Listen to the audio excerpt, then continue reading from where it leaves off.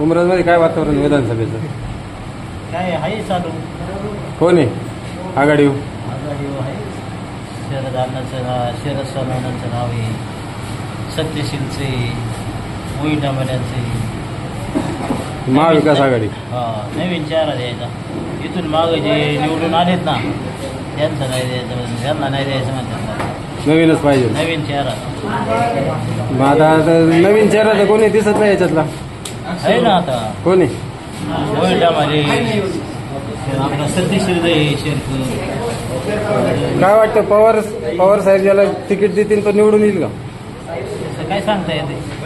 आता लोकसभेला वेगळ्या पद्धतीने मतदान झालं, विधानसभेत काय फरक पडेल? तशाच पद्धतीवर का वेगळं होईल? होईल, थोडा फरक होईल. सरकारने महिलांसाठी 1500 रुपयाची योजना आणली दर महिन्याला, त्याचा काय फायदा? महिलांचा फायदा होईल ना. त्याचा फायदा सरकारला होईल का? काय बाया मतदान करतील ना त्यांना. बाया ऐकणार नाही आता कोणचं? बाया नाही ऐकणार, त्यांनाच मतदान करणार.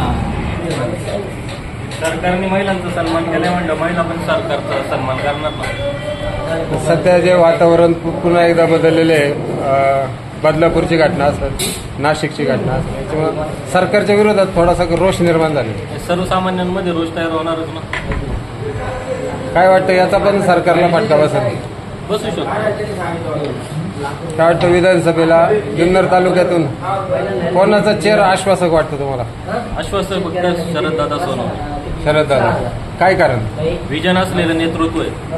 शरददादांना मागच्या विधानसभेला लोकांनी नाकारलंय.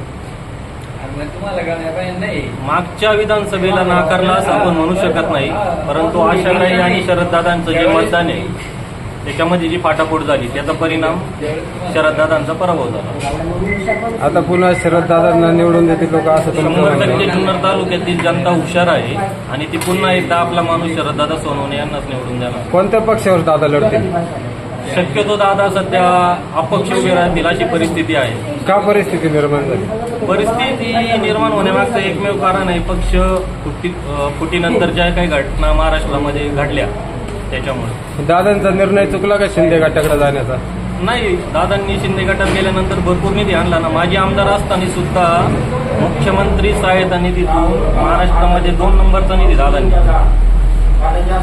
काय विजन आहे दादांचं? लोकांनी त्यांना मतदान करावं. आता दादांचं विजन संपूर्ण तालुक्याला माहितीच आहे.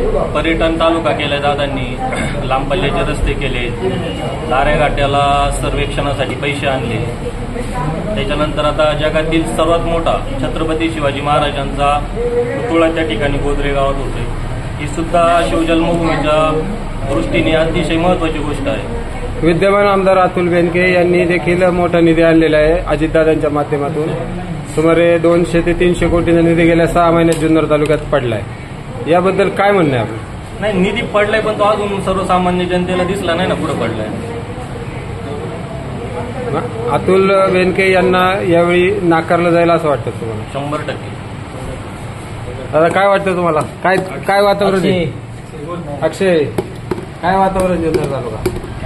त्याच्यात लक्षात देत नाही, त्याच्यामुळे मी काय सांगू शकत नाही. तरुण पिढी आहे तुमच्याच हातामध्ये, तुला देश आहे, तुमच्याच हातात देश आहे पुढं. काय वाटतं कोण निवडून यायला पाहिजे?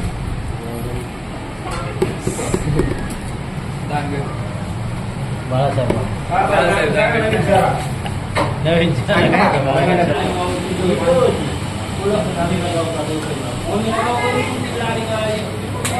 काय वातावरण आहे जुन्नर तालुक्यात? तालुक्यात सगळं बेसळ वातावरण. हा, बेसळ वातावरण. बेसळ. कोण निवडून येऊ शकतं? काही सांगू शकत नाही. तर तुम्हाला काय वाटतं कोण यायला पाहिजे? कोण नाही, आता जे आहे विद्यमान आमदार अतुलदादाच येतील. अतुलदादाच्या नाव. काय कारण अतुलदादाच्या यायला पाहिजे? महिलांसाठी एवढं त्यांच्या सरकारने हे आणली गेली, त्यामुळे महिलांचं मतदान त्यांच्या भावे म्हणा. 20% मतदान वाढलं. 90% महिलांना आतापर्यंत आलेली उमरेमध्ये. सगळेजण युतीला मतदान करणार? शहाजिकच त्याला वाटतं ना, ती जर चालू ठेवायची असं शिंदे सरकारला निवडून द्या, कंटिन्यू चालू ठेवायची म्हटलं.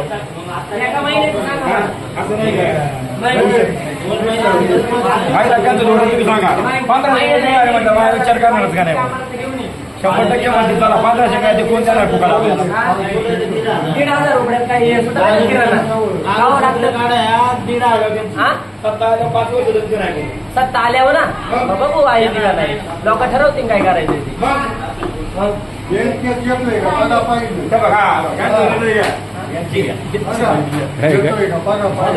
कोणाचे काय म्हणले माझं बोल ना कोण येणार सांग. आता बाकीचा उमेदवार तर आपल्याला माहिती नाही तर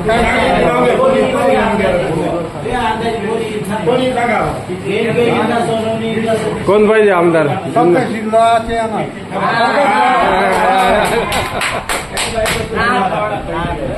सत्यशील दादाच का चांगला माणूस आहे. आता जे विद्यमान आमदार आहेत का माझे आमदार दोघं पण उभे राहणार आहेत त्यांच्याबद्दल नाराजी नाही नाराजी नाही काही पण चांगला माणूस आहे सत्यशील. त्यांच्याकडे कारखाना आहे ऑलरेडी लोक म्हणतात त्यांच्याकडे आहे कारखाना मग कशाला विधानसभा पाहिजे. आणि मग अहो सगळ्यांकच कारखाने जेवढे आमदार खासदार झालेत ना सगळ्यांक कारखाने एक चेहरा सारखा नसावा ना नवीन संधी मिळायला पाहिजे ना.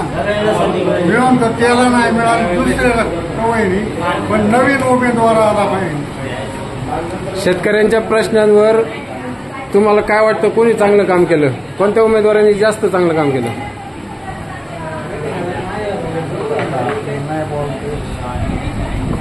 शेतकऱ्यांच्या प्रश्नांवर कोण आक्रमक आहे जास्त शेतकऱ्यांचे प्रश्नावर आहे ना शरद पवार जास्त बाजू मांडतो शेतकऱ्यांनी.